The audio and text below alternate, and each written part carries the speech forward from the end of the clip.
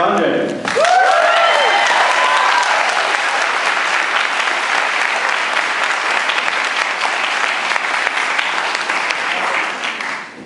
Right, it really seemed like you like it. Yeah, I don't know, were you doing some kind of a Q&A maybe? If you have some questions, of course I can talk about the film for hours, but if you have specific things, it's always better. I also want to invite down Erland Tosterud, who played the reporter.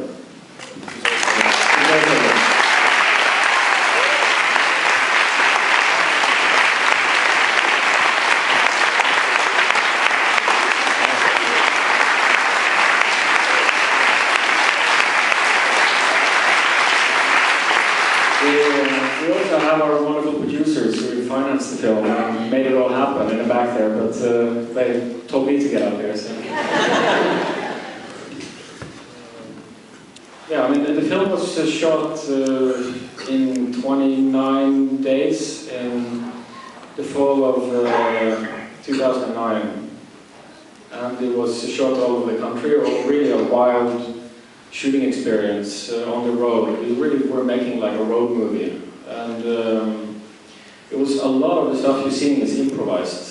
Because we had this idea that, or I had this idea I guess, but that I wanted the film to be completely improvised, to be able to show this documentary feeling, you know, to have that feeling in the film. So I had to get actors who could really do that. So that was part of my, you know, that was the biggest part of the production for me, was actually finding these actors who could really just be the characters on screen, and every time we did a new take, they could just come up with something else. Lots and lots of the moments are not in the script, they're just invented on set by the actors, even on camera, these guys thinking the ideas as they're doing it. So there are tons of people to thank for this movie. I mean, it's, you know, I was so lucky to have a fantastic crew and to have from the production manager who secured our locations to the actors who were able to put all these guys, all these characters on screen. And obviously the effects crew, which is entirely Norwegian. And they're like very young guys who just made these little companies a few years ago and have been living off of commercials, and suddenly they get to do this kind of spectacular moments for a film. Obviously they loved it, but it was really a challenge for everybody. Because nobody had done anything like this in Norway before. Even though you see these kind of things in American films all the time, in Norway we have a very, very small industry. The film only cost like $3–4 million to make.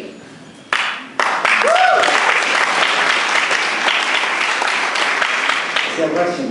Yeah, so sound was really important in this film. Can you give us some background on the sound and how you did that? Yeah, absolutely. I mean, you know, in a way, there are only like 80 effects shots in the film, and to be able to give the feeling that there are more, you have to specifically place these effects, you know, with space between them, and then add, you know, the sound on to really tie these action sequences together. And yeah, you know, a very important part is that there was one guy who played all the trolls. And he, you know, he did a fantastic job. We were like growling and making all kinds of crazy sounds for days in the sound room. And then the sound editor went back and worked on it forever. And there are some seals. That's only the noises basically that isn't from him, or some screams that are from some seals that we found somewhere. So it's, you know, we don't have big budgets. We only have seals. One actor and a seal to do this. So it's, you know, it was a lot of fun to try to make this work without having all the resources. It's kind of like, yeah. So what's the story of how you came up with this idea? I mean, you know, in Norway we have this fairy tale, this book of fairy tales that is called, it's basically like the Grimm's fairy tales. And it was collected in the 18th century by a couple of guys who were traveling around the country listening to people tell all the stories.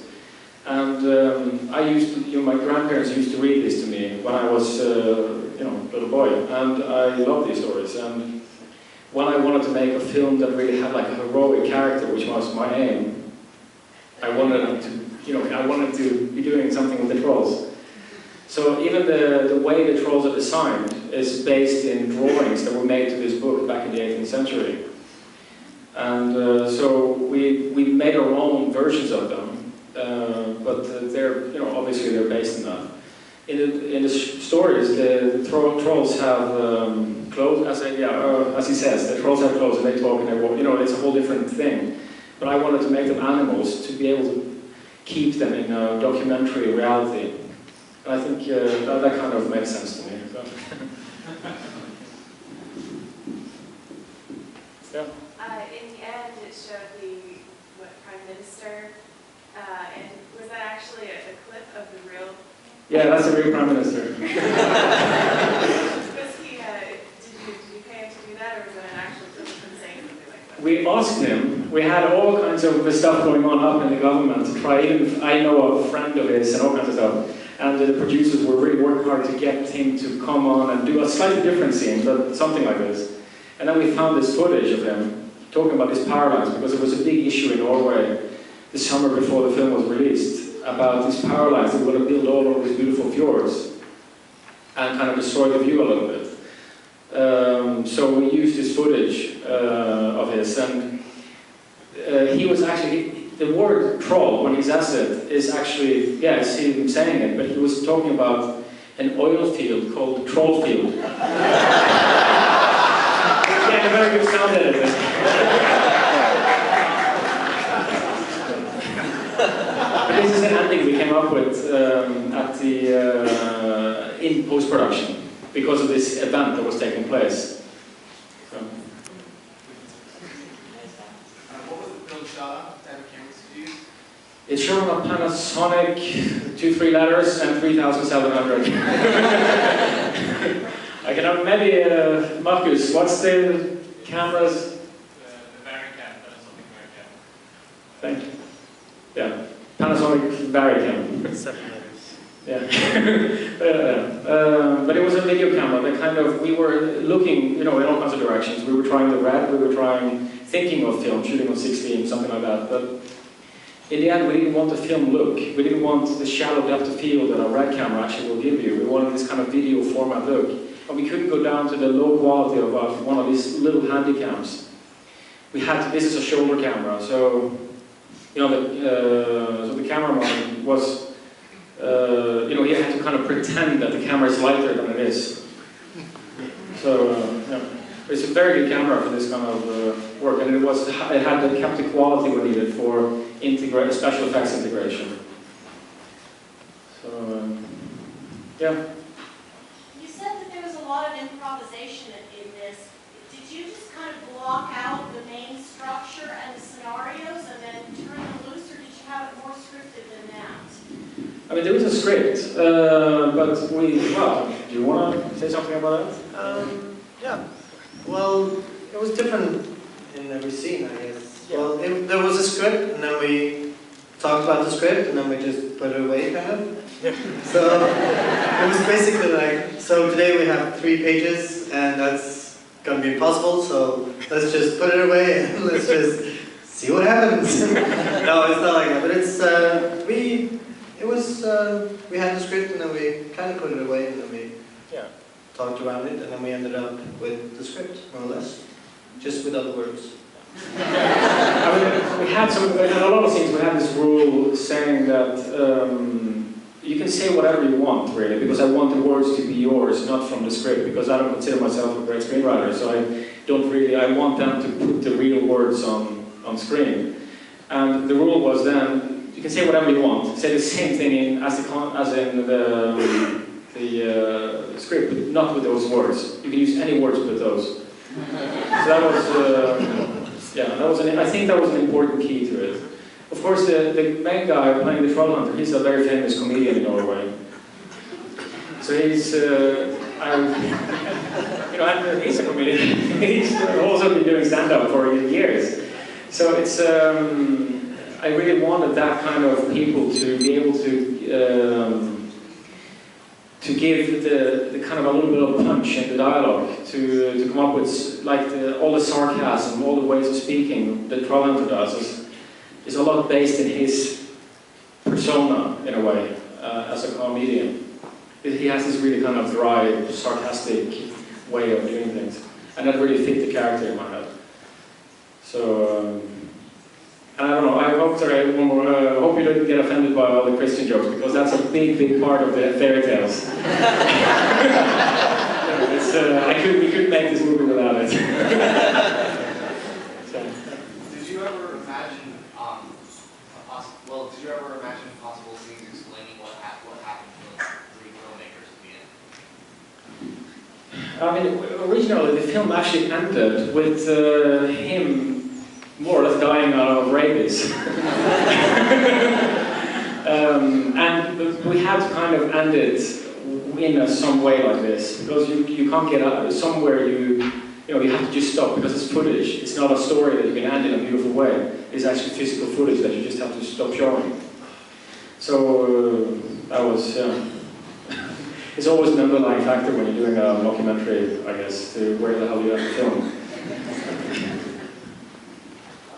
So with all the trees that were knocked down, I mean, were some of those visual effects, or that you just happened to find them all knocked down that way? So yeah, when they're standing there kind of seeing all that, that was also something that happened in our pre-production period. Like 2 months before we were going to go on the set and shoot the film, or on location, we didn't shoot anything on set. We read about this in the newspaper, that this tornado, which never happens in Norway, a tornado is completely unheard of, had passed through this area. We saw this aerial view of this fantastic thing, and I just wrote it into the script. And that was it. And it was just perfect, kind of, because it shows the scale of the, what is actually going on. That's kind of a trick with a film like this, when you have such huge monsters, is trying to get the scale of everything right, to get the scale of their fear, as well as all the physical stuff going on. I noticed that a lot of what contributed to my experience of the film was the detail.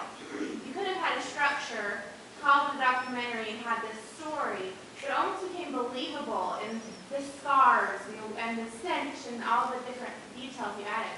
So did that just kind of happen, or did you make an effort to make sure all of those little details were added? No, it was a big effort. Actually, it was a lot of the time I spent on the script was actually trying to figure out how to implement all these ideas. It was kind of like going through, having a phase of just coming up with ideas that could somehow relate to this story. If I was going to put the trolls in real life, there would be all kinds of effects of it. And what are these effects, and how does he deal with them physically? I need to prove that he actually is this character. And it's, so that was a big, big effort in the screenwriting. And there are, of course, tons more. I haven't, I can fill up 2 more sequels. Is